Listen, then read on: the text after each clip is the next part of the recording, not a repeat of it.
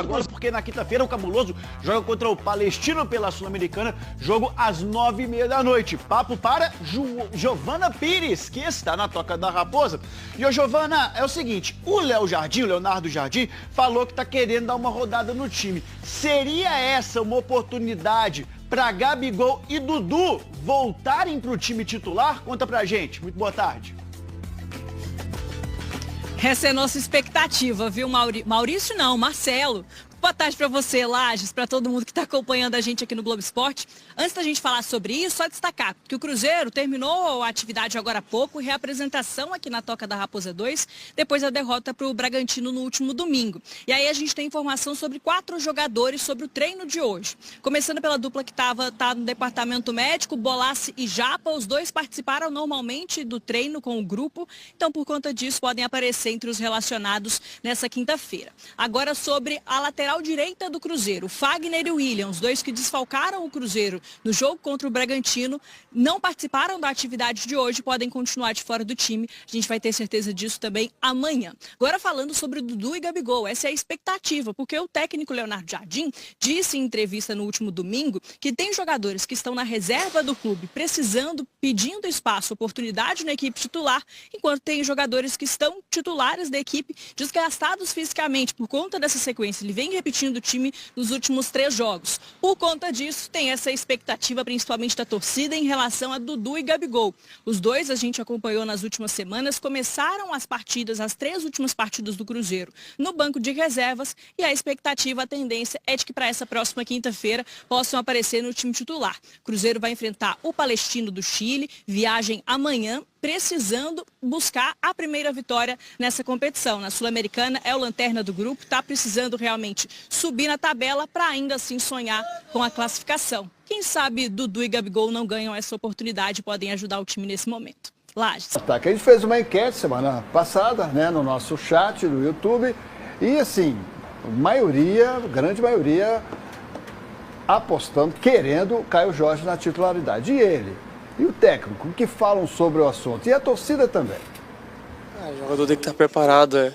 Todo momento a gente recebe uma oportunidade, então continuei trabalhando com os pés no chão. Sabia que meu momento ia chegar e graças a Deus estou tendo uma sequência. Os gols estão vindo e o time está crescendo. Não, Gabigol e Dudu não tem como discutir, são jogadores maravilhosos, mas hoje o time precisa de uma consistência. E o time está demonstrando. E aos poucos, na hora que o time estiver encaixadinho, eles vão entrar e vão arrebentar. Então, calma, Gabigol, calma, Dudu, vocês vão chegar, vocês vão arrebentar daqui a pouco. Ô, Léo, essa inconsistência no ataque, eu tenho que ser muito franco na hora de falar, que eu acho que também é quando oscila o meio-campo do Cruzeiro. Porque quando o meio-campo ele compete, é aguerrido, é competitivo, sobe as linhas, automaticamente o ataque também vai subir essas linhas. E o Cruzeiro depende muito desse meio-campo funcionando bem para que o ataque possa funcionar bem. No dia que o Caio Jorge fez os gols contra o Bahia, inclusive ele perdeu o pênalti, eu fiquei muito preocupado sobre ele ficar abalado por ter perdido esse pênalti, ele não se abalou e fez os 2 gols. E eu diria que hoje, por exemplo, o Gabriel Barbosa que está aí, é meio difícil você falar que ele não quer jogo, que ele não está funcionando. Acho que está faltando muito a sorte também, sabe? Porque às vezes ele cabeceia uma bola, vai na trave, ele olha para dentro da área, não tem ninguém para quem passar a bola durante alguns momentos. Até aqui na temporada não pode falar de repente também que ele não fez gols, que ele está aí de repente com os números semelhantes ou até parecidos com os principais artilheiros da competição, ou de repente os que estão agora nesse momento numa segunda prateleira ali entre os artilheiros que estão disputando. Alguns de pênalti, é verdade, mas a gente vê que o Caio Jorge também perdeu o pênalti e fez durante o tempo normal. Mas eu diria que hoje, até mesmo pelo seu ciclo, que ter chegado ano passado, o Caio Jorge é o principal atacante do time do Cruzeiro pelos números, pelos resultados. Esse que está na reserva aí, está vendo já alguns jogos com o Leonardo Jardim, em algum momento ele pode voltar a ser titular. Trata-se de um jogador de experiência, rodado, campeão, artilheiro e tudo mais. Mas o Gabigol, há algum tempo, não está jogando aquilo que o Gabigol jogava. Não está jogando. O que acontece com esse rapaz? Mas é isso que eu estou falando. Eu acho que o problema do Cruzeiro talvez seja numa consistência do meio-campo do Cruzeiro. Porque, por exemplo, o Caio Jorge, principais jogadas dele, às vezes, ele tem que voltar muito no meio-campo para buscar essa bola. E talvez a gente possa colocar a responsabilidade no setor de criação, não especificamente sobre o Matheus Pereira, porque ele também depende da movimentação desses jogadores de meio campo.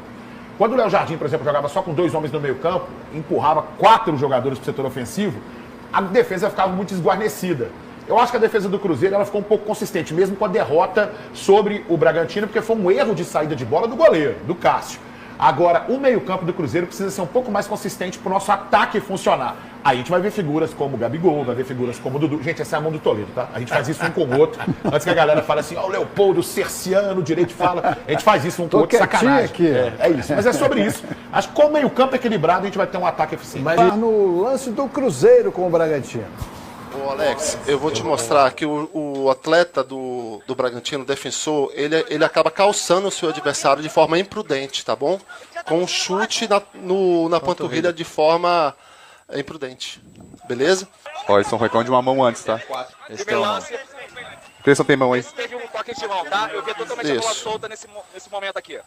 Só confere se ele não toca na mão. Totalmente solta. Outra imagem. Essa imagem não é conclusiva pra mim. Não, outra. Tem um toque na mão, preciso que você julgue se esse toque, ele é um toque, uma ação faltosa, tá bom? É isso que ele tá na dúvida, Até o final. Tem toque ou não. Ele toca com a mão com os dedos e puxa a bola. Vou reiniciar com te livre direto pra defesa, ok? Essa aqui. Ele puxa a bola. Tá? Ok, olha novamente o lance. Foi perfeito. Obrigado. Okay. Vou iniciar com um toque pra defesa, ok? Pela mão do jogador número 16. Ok. Concorda? Concordo. Perfeito? Concordo. E aí, Nadine? Esse lance, para deixar claro, no Lucas Silva não foi pênalti, né? Ele cai, acaba tendo contato, e quando ele cai, ele puxa a bola com a mão direita. Depois tem a sequência, o árbitro não viu, e o Matheus Pereira sofre o pênalti. Então o árbitro de vídeo ele precisa recomendar a revisão, porque existia um pênalti, e porém existiu uma infração antes da penalidade. Isso é para deixar claro pelo protocolo que sim, seria pênalti. Então, para deixar claro para todo mundo que o árbitro viu que seria pênalti do Matheus Pereira, porém teria que ser analisado esse toque da mão do Lucas Silva na bola, que é um toque deliberado, né? Ele acaba tocando com a mão, puxando a bola para o seu corpo. A dúvida é se ele teria realmente tocado na bola ou não, mas pelas imagens ficou muito claro que existiu o toque. Portanto, seria falta de ataque e não pênalti, porque isso aconteceu antes da penalidade. Eu concordo com a Nadine em gênero, número e grau, e vou falar para o torcedor do Cruzeiro. A cobrança não tem que ser sobre o árbitro nesse jogo contra o Bragantino. Não foi essa jogada que determinou o resultado final da partida. Foi a inércia do time do Cruzeiro. A inércia do time do Cruzeiro.